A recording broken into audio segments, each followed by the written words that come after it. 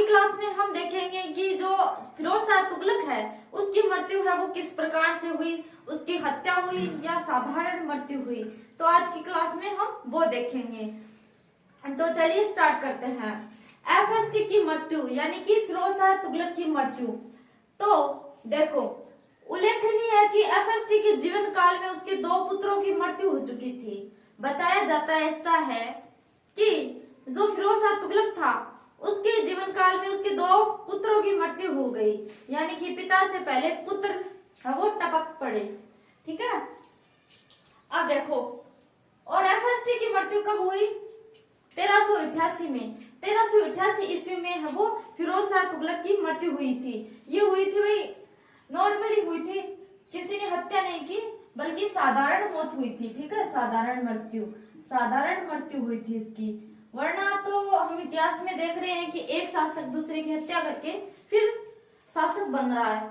तो भाई इसका जो टाइम पीरियड है वो है 1351 से लेकर 1388, यानी कि 1351 से लेकर 1388 तक इसने है वो दिल्ली सल्तनत पर राज किया था। ठीक है, अब देखो, एफएसटी की मृत्यु के बाद जो उसका पोता है तुगलक साहब गयासुद्दीन सेकंड, तो नाम देखो, तुगलक शाह गयासुद्दीन सेकंड, इतने नाम को मिलाकर है वो इसका एक का नाम बना है, के नाम से शासक बना।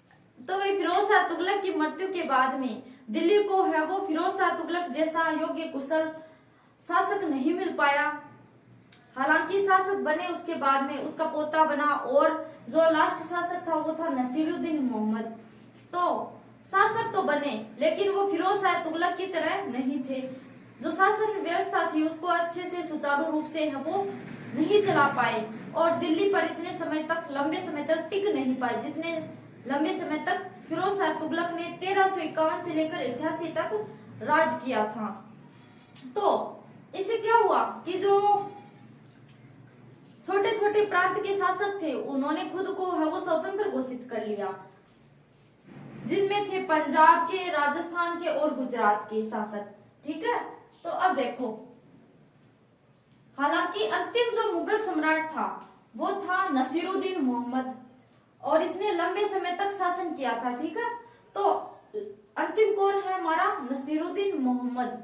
ठीक है, और इसी दौरान जो पंजाब, राजस्थान और गुजरात के शासक थे उन्होंने स्वयं को क्या किया? स्वतंत्र घोषित कर लिया, क्योंकि जब केंद्र ये सत्ता कमजोर हो जाती है तो उसका फायदा है वो छोटे छोटे जो प्रांत है वो उठाते हैं। अब पंजाब का एक शासक है जो स्वतंत्र हो चुका है, वो अंततः पंजाब का सूबेदार खिज्र खां द्वारा आमंत्रित करने पर 1398 ईस्वी में तैमूर लंग ने भारत पर लूटपाट के उद्देश्य से आक्रमण किया। तो भाई यहाँ पर पंजाब का एक सूबेदार है जो कि स्वतंत्र हो चुका है, खिज्र खां। ये व्यक्ति है वो जो तैमूर है, तैमूर को 1398 में जो भारत पर आक्रमण करने के लिए इनवाइट करता है, आमंत्रित करता है। ठीक है, अब देखो, दिल्ली का जब सुल्तान है वो गुजरात भाग गया। कौन था अंतिम सम्राट?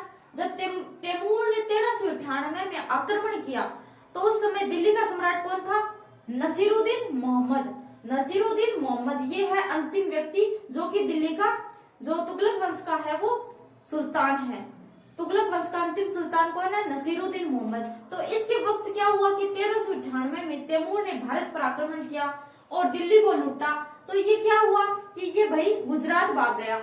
तो दिल्ली का सुल्तान यानी कि नसीरुद्दीन मोहम्मद है वो गुजरात भाग गया और तैमूर ने दिल्ली को लूट लिया तथा कुछ समय के लिए फिर दिल्ली पर दौलत खान नामक एक अफगान था, इसने है वो शासन किया था। ठीक है, तो तैमूर ने जब आक्रमण किया तो जो अंतिम तुगलक सुल्तान है नसीरुद्दीन मोहम्मद, ये है वो गुजरात भाग जाता है और फिर जो तैमूर है वो दिल्ली को लूटता है माल।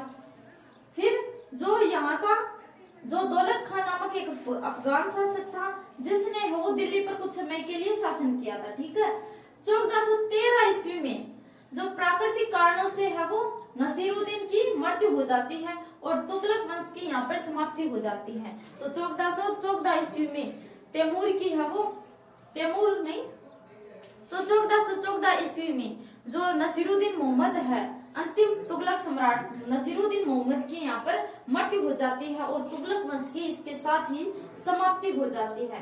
इसके बाद जो खिज़्र खां है, यानी कि जो पंजाब का सूबेदार है, वो जो एक नया वंश है सैयद वंश की नींव रखेगा। तो सैयद वंश के बारे में हम पढ़ेंगे नेक्स्ट क्लास में। तो मिलते हैं नेक्स्ट वीडियो में। आई होप ये सारी चीजें आपको समझ में आई होगी। अगर नहीं आई तो एक बार वीडियो को पुनः रिपीट कर ले।